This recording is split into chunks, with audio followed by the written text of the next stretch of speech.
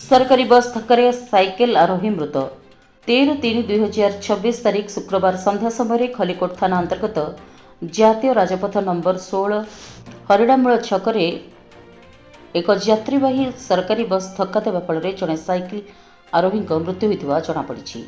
सूचना अनुसार खलिकोट थाना अंतर्गत श्यामसुंदरपुर ग्रामर 55 वर्षीय विजय दास नामक जड़े व्यक्ति केशवपुर ठारू चिकेन दुकान काम सारी साइकेल जुगे निज घर को फेरुवा बेले जातीय राजपथ नंबर 16 हरिडामूल छकरू 30 नंबर राज्य राजपथ अभिमुखे फेरुवा बेले हठात एक ओएसआरटीसी बस भुवनेश्वर ठारू हिंजिलिकाटू अभिमुखे जाउथुवा अवस्था साइकेल आरोही को धक्का देवा फल साइकेल आरोही घटनास्थल ही मृत्यु घटी।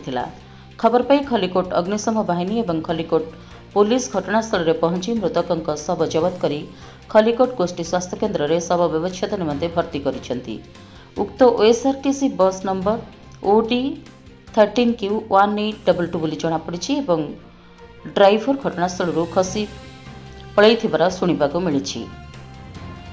खलिकोट लक्ष्मीकांत महापात्र रिपोर्ट जन अधिकार लाइव।